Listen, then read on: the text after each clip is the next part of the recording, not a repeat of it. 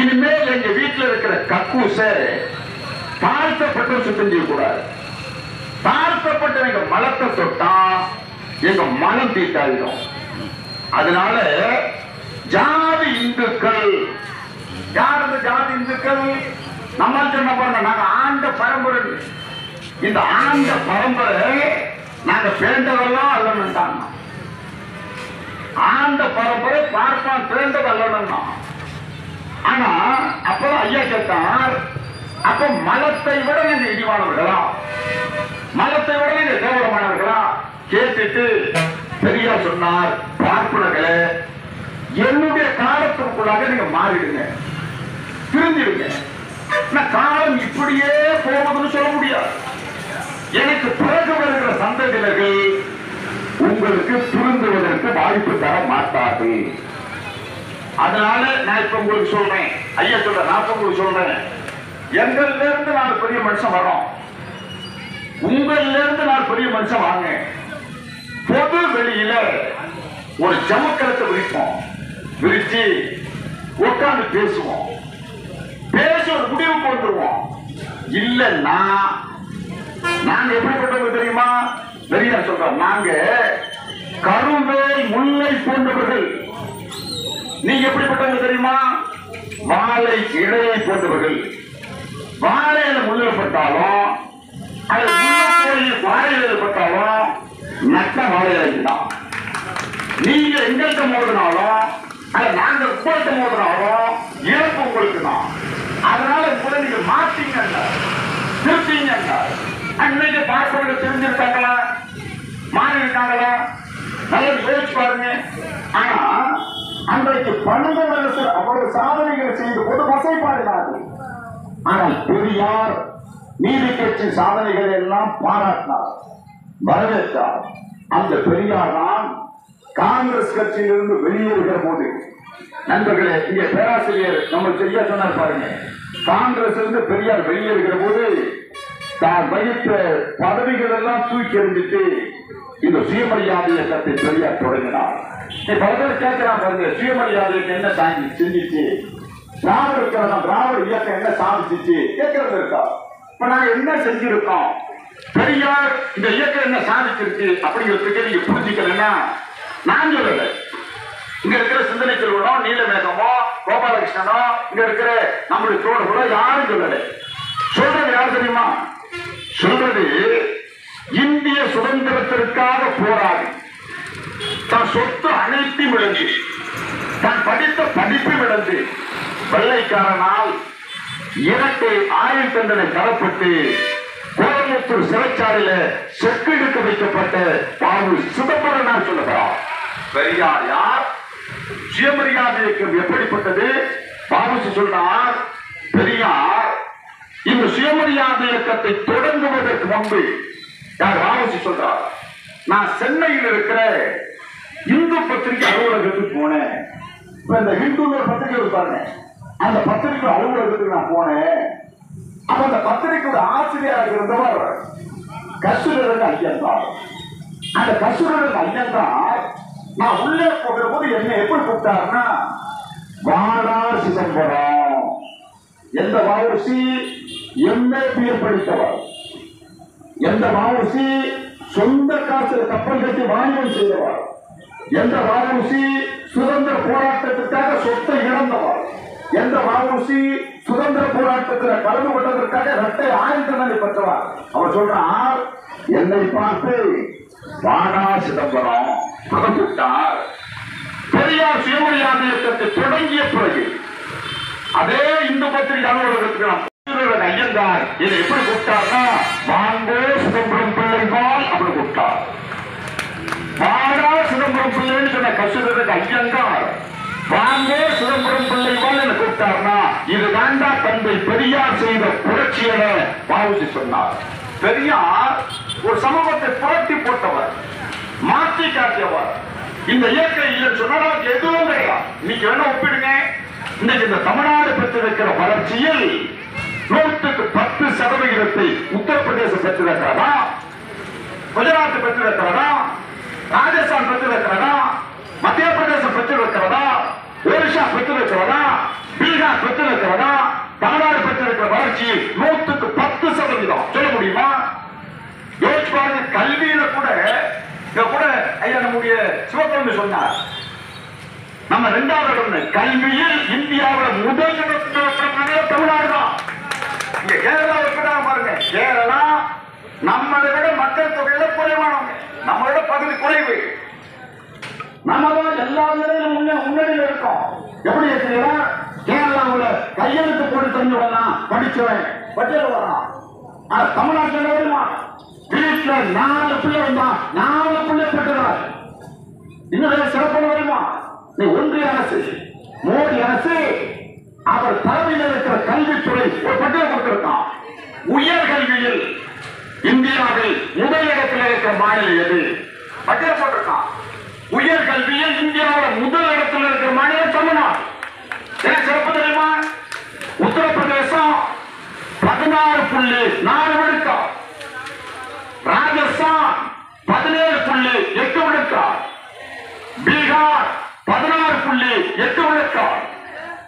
India முழுவதும் ஒட்டுமொத்தமா உயர்கல்வித்துறையில 22 விழுக்காடு. தமிழ்நாடு மட்டும் உயர்கல்வியில 54 விழுக்காடு தமிழ்நாடு பெற்று சொன்னா இதுதான் இந்த இயக்க சாதித்தது. இந்த இயக்கம் சொன்னா இந்த மாற்றம் கிடையாது. இந்த இயக்கம் தொடங்கப்பட்டது கடவுள் இல்லைன்னு சொல்றதுக்கு இல்லை. இந்த இயக்கத்தை பெரியார் தொடங்கிய நோக்கம் எல்லோரும் படிக்கணும், எல்லோருக்கும் இந்த வாய்ப்பு கிடைக்கணும், விகிதாச்சாரம் இல்லை அதிகாரத்தை அமர்த்தப்படணும். அதற்காகத்தான் பெரியார் இயக்கத்தை தொடங்கினார். இந்த இயக்கம் தொடங்கி உழைத்த உழைப்பு தான் கல்வி, உத்தியோகம், வாய்ப்பு, வசதி என்பது நமக்கு கிடைத்தது. தமிழ்நாட்டில் இருக்கிற அரசு நாகரிகம் இந்தியாவில் எந்த மாநிலத்தும் கிடையாது. பண்பாடு குறைவு யாரும் எடுத்துக்க மாட்டாங்க. இன்னைக்கு கூட டிவிக்கு திறந்தீங்கன்னா செய்தியில அண்ணாமலை எடப்பாடியை பத்தி பேசியதும், எடப்பாடி அண்ணாமலையை பத்தி பேசியதும் விமர்சனம் நடக்குது. இது தரமான அரசியல் அல்ல, இது அநாகரிகமான அரசியல், நாகரிகமற்ற அரசியல். இந்த மண்ணில் பண்பாட்டு அரசியல் இருந்தது. எப்ப தெரியுமா? ராஜாஜியும் பெரியாரும் எதிர்த்துவோம். ராஜாஜி கடுமையாக எதிர்த்தவர் பெரியார், தத்துவரீதியாக பெரியார் ராஜாஜி எதிரானவங்க. ஆனா நட்பிற்கு பெரியார் ராஜாஜியும் இலக்கணும். ராஜாஜி செத்து போறான். ராஜாஜி இறப்பிற்கு நண்பர்கள் யார் வரா? இந்தியாவுடைய குடியரசுத் தலைவராக இருந்த வீதி கிரி ராஜாஜியுடைய இறப்புக்கு வரார், அடக்கம் என்று வரார். ஏன்? ராஜாஜி கவனம் சென்று வாழ்ந்தவர், அவருக்கு மரியாதை செய்யணும் ஒன்றிய அரசு. பெரியார் காலையில் போய் ராஜாஜி பிணத்திற்கு பக்கத்தில் உட்கார்ந்தவர். அவர் அடக்கம் செய்யறவர்கள் பெரியார் என்று சொல்ல, அடக்கம் செய்ய ராஜாஜி பிணத்தை தூக்கி போறார். பெரியார் நடந்து போக முடியாது.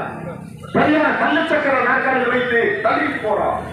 ராஜாஜி கூட அடக்கப்பட போறார். வீதி கிரி சுடுகாட்டு வந்துட்டார், அடக்கம் என்ற இடத்துக்கு வந்துட்டார். சுடுகாட்டு யாருக்கு நாற்காலி போடல. இந்தியாவோட முதல் குடிமகன் நிற்கிறார். பெரியார் மட்டும் தள்ளிச்சக்கர நாற்காலில் உட்கார்ந்திருக்கார். உடனே பெரியார் இன்றைக்கு நம்முடைய தலைவர்கள் வீரமணி அவர்களை அழைத்து ஒரு துண்டு எடுத்து கீழே விரிச்சார். கீழே விரிச்சார். விரிச்ச பிறகு பெரியார் சொன்னார், என்ன தூக்கிட்டு போய் அந்த துண்டில் உட்கார வைங்க.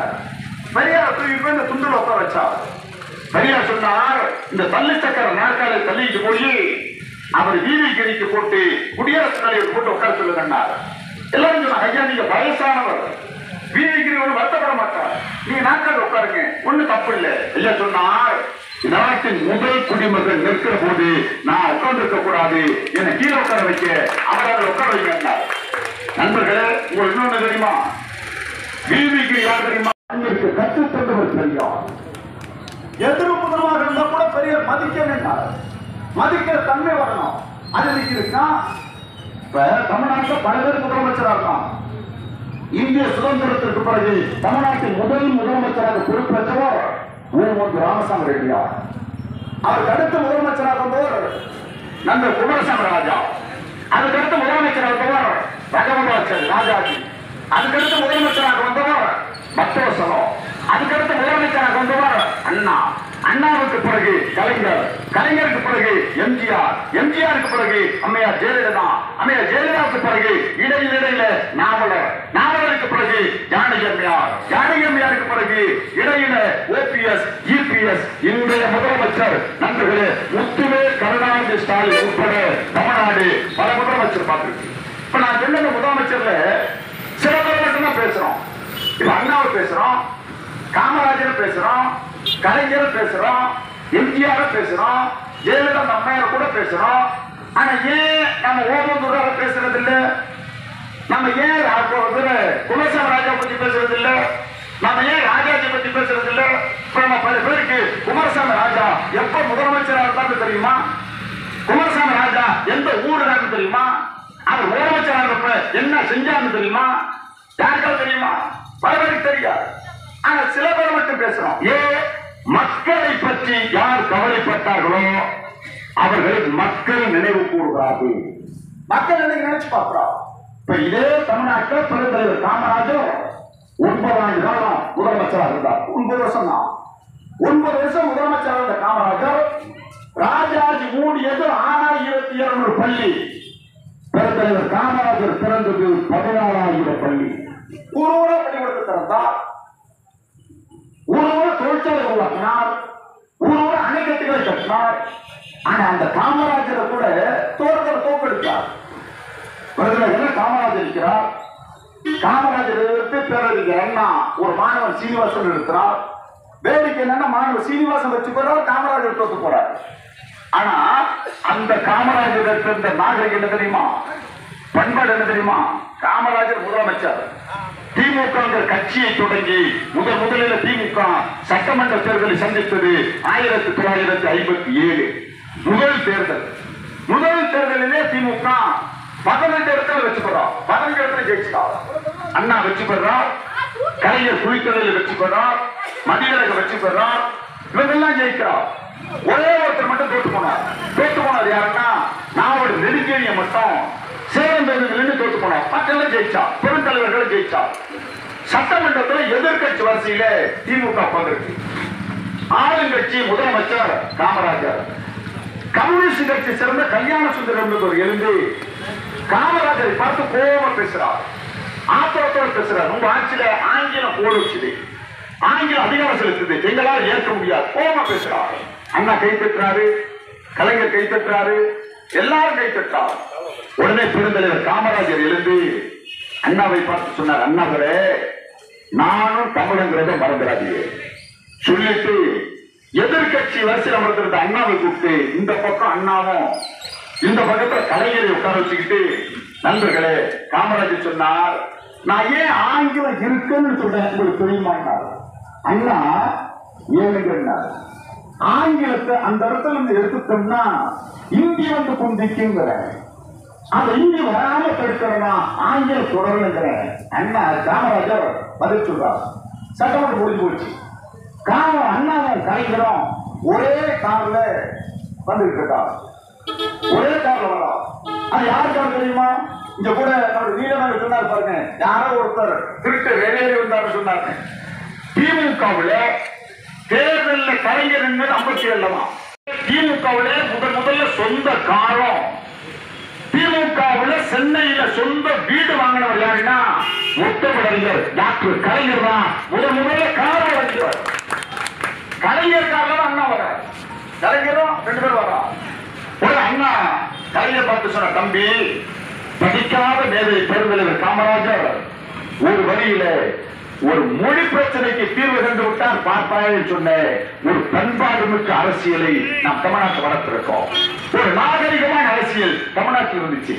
இன்னொரு பெரிய சிறப்பு தெரியுமா? அதே 57 பெரியார் ஒரு போராட்டம் அறிவிக்கிறார். என்ன போராட்டம்னா சாதியை பாதுகாக்கிற இந்திய அரசியலமைப்பு சட்ட பிரிவுகள் கொடுத்து பெரியார் அறிவிச்சிட்டார். அரசாங்கம் யோசிச்சு பெரியார் கொடுத்த பொருள் அறிவிச்சிட்டார். கொடுத்தா என்ன தண்டனை கொடுக்கிறதுன்னு சட்டத்தில் இல்லை. பெரியார் அரசாங்கத்துக்கு அவகாசம் கொடுக்கிறார். ஒரு 15 நாள் அவகாசம் தரேன், நீங்க சட்டத்தை உருவாக்கிங்க, அதுக்கு பிறகு நான் கொடுக்குறேன். உலகத்திலேயே அரசாங்கத்திற்கு தண்டனை உருவாக்கி கொள்ள சட்டம் செய்து கொள்வதற்கு அவகாசம் கொடுத்த ஒரே தலைவர் பெரியாரை தவிர வேறு எவரும் அரசாங்கம் முதலமைச்சர் பெருந்தலைவர் காமராஜர் அமைச்சரை கூப்பிட்டார். சட்டமன்றத்தில் விவாதம் நடக்குது. நான் கம்யூனிஸ்ட் கட்சியை சேர்ந்த கல்யாண சுந்தரம் அவர் தான் எழுந்திருச்சு முதலமைச்சர் பார்த்து சொன்னார், முதலமைச்சர் அவர்களே பெரியார் சட்டத்தை கொடுக்கப்படுறாராம். ஒருவேளை பெரியார் சட்டத்தை கொடுத்துட்டா நீ பெரியாருக்கு என்ன நம்ம தண்டனை கொடுக்கணும்? கல்யாணம் பண்ண சொல்றா. 1 வருஷம் 2 வருஷம் கொடுக்கக்கூடாது, 30 வருஷம் தண்டனை கொடுக்கணும். 30 வருஷம் 30 வருஷமும் பெரியாருக்கு எப்படி நம்ம கொடுக்கணும்? அது சொல்ற 30 வருஷம் எப்படி கொடுக்கணும்னா, சாதாரண சிறை கைதியாக சூருக்கு இடையில இருக்கிற கம்பி கொண்டு பெரியார் அடைக்க கூடாது. பெரியார் அடைப்பதற்குன்னு ஒரு கூண்டை உருவாக்கணும். அந்த கூண்டு எப்படி தெரியுமா? இரும்பால் செய்யப்பட்ட கூண்டை உருவாக்கி அதை பெரியார் அடைக்கணும். பேசுறது யார்? கம்யூனிஸ்ட் கட்சி சேர்ந்த கல்யாண சுந்தரம் பேசி முடிச்சிட்டார். அடுத்து அண்ணா பேசணும். அண்ணா பேச வர அண்ணா சொல்றார், முதலமைச்சர் அவர்களே நீங்க பெரியாரை கைது செய்து விடக் கூடாது. நான் பேரை சொல்வதற்கு காரணம் பெரியார் வயதானவர் என்பதற்கு அல்ல. பெரியார் எதை செய்தாலும் காரண காரியம் இல்லாமல் செய்ய மாட்டார். அதனால இப்ப உங்களுக்கு நான் ஒண்ணு சொல்றேன், 30 ஆண்டு 300 ஆண்டு அல்ல, நீங்க எல்லாம் பெரியாரு. அண்ணா சொல்றார், அது இன்னைக்கு சட்டமன்ற குறிப்பிட்ட பதிவாயிருக்கு. அண்ணா சொல்றார், நீங்க எல்லாம் பெரியாரு தூரத்தில் இருந்து பார்த்தவங்க, நான் பெரியாரு அருகில் இருந்து பார்த்தவன். நான் பெரியார் சிரிச்சும் பார்த்திருக்கேன், பெரியார் அழுவும் பார்த்திருக்கேன், பெரியார் வயிறு குழுங்க குழுங்க சிரித்திருக்கார், பெரியார் கண்ணீர் விட்டு கதறி கதறி அழுதிருக்கிறார். பெரியார் சிரிச்சு பார்த்தனா, பெரியாரை அழுது பார்த்தனா, பெரியார் பயந்து என் வாழ்க்கையில் பார்த்ததே கிடையாது.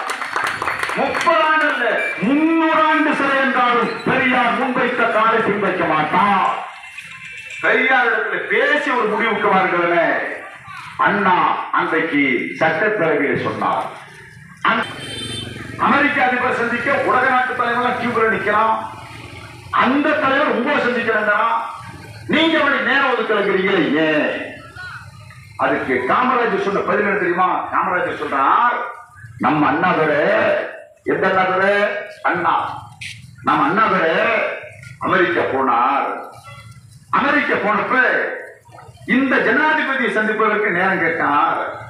அப்ப இந்த ஜனாதிபதி நம்ம அண்ணாதுரைக்கு நோ டைம், நம்ம அண்ணாதுரைக்கு நேரம் ஒதுக்காத இந்த ஜனாதிபதிக்கு நான் நேரம் ஒதுக்குவேனான்னு கேட்ட தலைவனுக்கு பேர் தான் பெருந்தலைவர் காமராஜர் என்பதை மறந்துடக்கூடாது.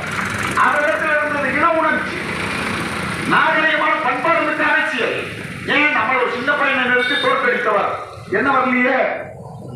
ஏன் இனத்துக்கான அவமானப்படுத்தின ஜனாதிபதி நான் பார்ப்பனா கேட்டவர் காமராஜர். அண்ணா இந்த மண்ணில் 2 ஆண்டு காலம் கூட நிறைவான முதலமைச்சர் அல்ல, ஓராண்டு 11 மாதம் தான் இந்த நாட்டில் அண்ணா முதலமைச்சராக இருந்தார். அந்த அண்ணா பல சரித்திரத்தை படித்தார், நயத்தக்க தன்மைகளில் இந்த மற்ற கருத்துக்களை எடுத்து சொன்னார். அண்ணா முதலமைச்சர் வருவதற்கு முன்னாடி 57 அண்ணா வச்சு பெறார். 62 தேர்தல், 2வது தேர்தல் 62, முதல் 57 திமுக 15 இடத்துல வெற்றி பெறுது, 62 திமுக 50 இடத்துல வெற்றி பெறுது. வேடிக்கை தெரியுமா?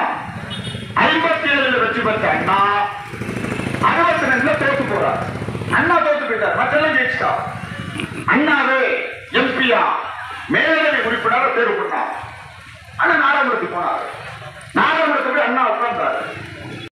பேசுவதற்கு கொடுத்த நேரம் 3 நிமிடம் பேசலாம். அண்ணா 3 நிமிடம் பேசுவார், 3 மணி நேரமும் பேசுவார். கொடுத்தால் 30 மணி நேரமும் பேசுகிற ஆற்றல் பெற்றவர் அண்ணா. பல பேருக்கு தெரியாது. அண்ணா ஒரு முறை அமெரிக்காவுக்கு நோயாளிப்பட்டு சிகிச்சைக்காக போனார். அமெரிக்காவுக்கு போன அண்ணா யாருக்கும் தெரியாது. அண்ணாவை திடீர்னு காணும். எங்க அண்ணா காணுமே எல்லாரும் தேடி பார்க்கிறார். அண்ணா போப்பாண்டவரை பார்க்க போயிட்டார். போப்பாண்டவர் அண்ணா பார்க்க போன உடனே நம்ம ஊர்ல பத்திரிகையில என்ன எழுதுனா, கடவுளே இல்லைன்னு பேசுற அண்ணா போப்பாண்டவர் இடத்துல ஆசீர்வாதம் வாங்க போயிட்டார். பத்திரிகையில எழுதலாம். அண்ணா போப்பாண்டவர் சந்திக்க சென்ற போது போப்பாண்டவர் அண்ணாவுக்கு ஒதுக்கிய நேரம் 5 நிமிடம். அறிமுகப்படுத்திங்க அண்ணா எப்படி நம்ம பேச தொடங்கினார். அரையாண்டு மனிதராகிய காந்தி பிறந்த இந்திய தேசத்தில் கடைகோடி மாநிலமான தமிழ்நாட்டின் முதலமைச்சராக நான் வந்திருக்கிறேன். இப்படிதான் அண்ணா தொடங்குறார். உடனே போப்பாண்டவர் சொன்னார், மிஸ்டர் அண்ணாதுரை 5 நிமிடம் இல்லை, நீ எவ்வளவு பேசுங்க. அண்ணா 55 நிமிஷம் பேசினார். 55 நிமிஷம் அண்ணா பேசி முடித்தார். அப்புறம் போப்பாண்டவர் சொன்னார், உலகத்தில் இப்படி ஒரு பேச்சு நான் கேட்கவே கிடையாது, இப்படி ஒரு பேச்சாளர் நான் பார்த்ததே கிடையாது. அதனால மிஸ்டர் அண்ணாதுரை, ஏதாவது உங்களுக்கு நான் பரிசு கொடுக்கணும்னு விரும்புறேன். நீ ஏதோ பரிசா விரும்புறீங்களோ கேளுங்க, நான் தர்றேன். உன்ன அண்ணா சொன்னா, மிஸ்டர் போப்பாண்டவர், நான் உங்கள்கிட்ட பரிசு எதிர்பார்க்கிறேன். நீ பரிசு வேணும் வாங்கணும். நான் எதிர்பார்க்கிற பரிசு என்ன தெரியுமா? தங்கம், வெள்ளி, பணம், காசு அல்ல. ஒரு காலத்து இந்திய தேசத்தில் நீங்க ஆடும் போது இந்த இந்திய தேசத்தில் அடிமைப்பட்டு கிடந்த மாநிலம் கோவா. அந்த கோவா விடுதலை பெற வேண்டும் என்பதற்காக போராட்ட கருத்தில் போராடிய புரட்சியாளன் ராணிடேங்கிற ஒரு போராடி. அந்த ராணிடேங்கிறவன் கைது செய்யப்பட்டு உங்க நாட்டில் இருக்கிற உங்க கட்டுப்பாட்டில் இருக்கிற சிறையில் அடைக்கப்பட்டிருக்கிறான். அவனுடைய விடுதலையை எனக்கு பரிசாக தாருங்கள். போர்ட்பாண்டவர் பார்க்கலாம் அண்ணா வந்துட்டார். வந்த அண்ணா கொஞ்ச நேரம் செத்து விட்டார். அண்ணா செத்து போன உடனே அந்த ராணியை புரட்சியாளர் விடுதலை செய்யப்பட்டார். விடுதலை செய்யப்பட்ட டெல்லி விமான நிலையத்திலிருந்து இறங்குறார். முதலமைச்சர் இந்திரா காந்தி பட்டாள போட்டு வரவேற்கிறார். சிவப்பு கம்பர் மரியாதையோடு வரவேற்கிறார். எல்லா அதிகாரிகளும் வரவேற்கிறார். இறங்கின உடனே ராணியை கேட்டார், அண்ணா எங்கே? இந்திரா காந்தி சொன்னார், இறந்து விட்டார். அவர் கட்சியின் சார்பில் உங்களை வரவேற்பதற்கு நாஞ்சில் மனோகரன் அழைச்சு வந்திருக்கேன், அவர் சிறப்பு செய்வார். நாஞ்சில் மனோகரன் பட்டாரையும் போட்டினார். எல்லாம் முடிஞ்ச பிறகு இந்திரா காந்தி சொன்னார், விமானம் ரெடியா இருக்கு, விமானத்துக்கு ஏறுங்க. நீங்கள் விரும்பிய கோவாவை, நீங்க எந்த கோவா விடுதலை பெற வேண்டும் என்று சொன்னீர்களோ அந்த கோவா உங்களை வரவேற்க காத்திருக்கிறது, ஏறி போங்க, போய் இந்த மக்களை பாருங்க. ராணிடே என்ன சொன்னா, நான் செல்ல வேண்டியது கோவா அல்ல, கோவா விடுதலை பெற வேண்டும் என நான் போரிட்டேன். ஆனா நான் விடுதலை பெற வேண்டும் என உலகத்தை குரல் கொடுத்த ஒரே தலைவர் பேரறிஞர் பகுதி அண்ணாவை தவிர வேறு யாரும் கிடையாது. நான் அண்ணா நினைவிடம் தான் போகணும்னு சொல்லி விமானத்தில் சென்னை வந்தார். அண்ணா நினைவிடத்தில் அழுது புரண்டு கண்ணீரஞ்சலி செலுத்தினார். நண்பர்களே, 5 நிமிடம் பேச அனுமதித்த அண்ணா 55 நிமிடம் பேசி ஒரு புரட்சியாளரை விடுதலை செய்தவர். அந்த அண்ணாவுக்கு 3 நிமிடம். 4ஆம் இடத்தில் அண்ணா பேசிய போது நேரு சொன்னார், 3 நிமிடம் அல்ல, ஒரு பிரதம அமைச்சருக்கு இருக்கிற நேரம் அத்தனையும் உங்களுக்கு தானே பேசுகிறார். அண்ணா சரளமாக பேசி முடித்தார். அந்த அண்ணாதான் 1967 இந்த மாநிலத்தின் ஆட்சியை கைப்பற்றினார். அப்படி இந்த மாநிலத்தின் ஆட்சியை கைப்பற்றி பல சரித்திர சாதனைகளை தமிழ்நாடு தெரிவித்தார். இருமொழி கொள்கை இந்திக்கு இடமில்லை என்றால், சுயமரியாதை திருமணத்திற்கு சட்ட வடிவம் தந்தார். சாதி மறுப்பு திருமணம் செய்து கொண்டவர்களுக்கு பட்டயம் வழங்கினார். அரசு அலுவலகங்களிலே எந்த மதச்சின்னங்களும் இருக்கக்கூடாது என உலகத்திலேயே அரசாணை பிறப்பித்த ஒரே முதலமைச்சர் அண்ணாவை தவிர வேறு யாரும் கிடையாது. அண்ணா நம்ம அறிவுக்கு எது சரின்னு யோசிக்கணும். அப்ப அறிவுக்கு சரி என்று பட்டதை யோசித்ததனால்தான் உலகம் மாறுகிறது, முன்னேறி செல்லுது. உங்களுக்கு எல்லாம் தெரியும் நண்பர்களே, ஒரு உதாரணம், ஒரு பையன் ஒரு அம்மா கொண்ட நேரம் அந்த பையன் கொண்டாந்து அவங்க அம்மாவோட கடிதத்தை கொடுக்குறான். கடிதத்தை வாங்கி அந்த அம்மா படிச்சு பார்த்துட்டு அழுவுது. ஒரு பையன் கேட்ட, ஏமா அழுகுறாங்க? உங்க ஆசிரியர் என்ன கடிதத்தில் எழுதியிருக்காருன்னா, உங்க பையன் பெரிய அறிவாளி, உங்க பையனுக்கு பாடம் எடுத்த அளவுக்கு எங்க பள்ளி கொடுக்குற ஆசிரியர் இல்ல, உங்க பிள்ளைய அரசு போயிருங்க, நீங்களே போய் வச்சு பாடம் சொல்லி கொடுங்க அப்படின்னு எழுதியிருக்காங்க. அதான் இனிமேல் நானே பாடம் சொல்லி கொடுக்குறேன் நம்ம சொல்லுது. அந்த பையன் அந்த அம்மாவோட பாடம் படிக்கிறான். கொஞ்ச நாள் படிச்சுட்டு இருக்கான். கொஞ்ச நாள் நம்ம செத்து போயிருக்கு. செத்து போன பிறகு அந்த பையன் நம்ம வீட்டில் இருந்த குப்பை புள்ளையெல்லாம் கூட்டி சுத்தப்படுத்துறான். அது சுத்தப்படுத்தும் போது அந்த கடிதம் கிடக்கு. அந்த கடிதத்தை எடுத்து அந்த பையன் படிச்சு பார்க்கறான். அந்த கடிதத்தில் அந்த ஆசிரியர் என்ன எழுதியிருக்காருன்னா, உங்க பையன் மூளை வளர்ச்சி இல்லாத பையன், மூளை வளர்ச்சி இல்லாத உங்க பையனுக்கு பாடம் நடத்துற அளவுக்கு எங்களுக்கு ஆசிரியர் இல்லை அப்படின்னு தான் ஆசிரியர் எழுதியிருக்கார். இந்த மாதிரி சொல்லுது, உங்க பையன் அறிவாளி, அவனுக்கு பாடம் நடத்துற அளவுக்கு ஆசிரியர் என்ன சொன்னதான் நம்ம சொல்லிதான் பாடம் சொல்லி கொடுக்குது.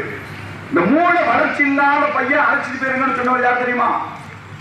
உலகத்திலே 2000 கண்டுபிடிப்புகளை கண்டுபிடித்து நித்தமும் அவரை பார்க்காமல், சிந்திக்காமல், யோசிக்காமல், நினைக்காமல் இருக்க முடியாதுங்கிற அளவுக்கு சரித்திர சாதனை படைத்திருக்கிற தாமஸ் ஆல்வா எடிசன் என்பதை நீங்கள் மறந்துடக்கூடாது.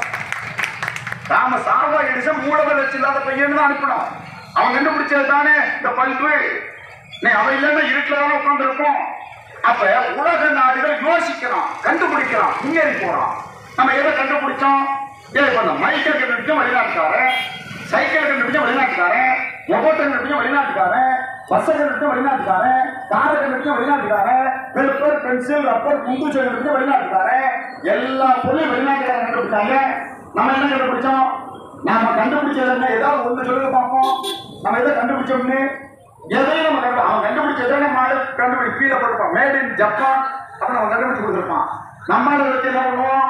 அதை வச்சுதான் ஆயுத பூஜை நடத்துவான். அவன் அதை வச்சுதான் விழாக்கள் நடத்துவான். அவன் கண்டுபிடிச்ச பொருளை வச்சுதான் நாட்டு மூலக்கணங்கள் பரப்பப்படுதுன்னா இந்த மூலக்கணங்கள் என்பது முற்றாக ஒழிக்கப்படணும். இந்த மூட நம்பிக்கை என்பது ஒழிந்தால்தான் மனிதன் அறிவியல் ரீதியாக அறிவுபூர்வமாக சிந்திக்கக்கூடிய தன்மை என்பது வளரும். அந்த வளர்ச்சியை உருவாக்கணும். இப்ப கடவுளை பற்றி நம்முடைய சிந்தனைக்கு பட்டியல் போட்டார். இவ்வளவு கடவுளை கும்பிட்டு நாடு முன்னேறலையே, இவ்வளவு மதங்கள் இருந்து நாடு ஒன்று முன்னேறலையே. இப்ப மனிதன் நிம்மதியாக வாழ்வதற்கு தகுதியான நாடு எது அப்படின்னு ஒரு பட்டியல் எடுத்திருக்கான். அந்த பட்டியல் என்ன சொல்றான்? உலகத்தில் மனிதன் நிம்மதியாக அமைதியாக வாழ்வதற்கு தகுதியான நாடு எதுன்னா நார்வே. அதுதான் தகுதியான நாடுதான். ஏன் தெரியுமா? நார்வே ஏன் தேர்ந்தெடுத்திருக்கான்? நெதர்லாந்து ஏன் தேர்ந்தெடுத்திருக்கான்? இந்த நாட்டை தேர்ந்தெடுப்பதற்கு காரணம் வேற ஒண்ணும் இல்லை. உலகத்திலேயே 95% மக்கள் கடவுள் மறுப்பாளர்கள் இருக்கிற நாடு நார்வே. 95% மக்கள் கடவுள் இருக்கிற நார்வே இல்லை. நார்வேல மசூதி இல்ல, நார்வேல சர்ச்சு இல்ல, நார்வேல கோயில் இல்ல. இன்னொரு பெரிய சிறப்பான தெரியுமா? உலகத்திலேயே ராணுவங்கிற கட்டமைப்பே இல்லாத நாடு நார்வே தான். நார்வேங்கிற நாட்டில் ராணுவம் கிடையாது. ஏன் தெரியுமா? அவன் எந்த நாட்டோட போர் தொடுக்க விரும்பல. எல்லாரும் அனுசரிக்கணும், எல்லாம் மனிதத்தன்மையோடு இருக்கணும், எல்லாம் ஒற்றுமையா இருக்கணும், மோதல் இருக்கக்கூடாது. அதோட நாட்டில் ராணுவமே கிடையாது. ஆனா இந்த நாட்டில் கோயில் இருக்கு, மதம் மசூதி இருக்கு, சர்ச் இருக்கு, எல்லாரும் போயிட்டாருங்க.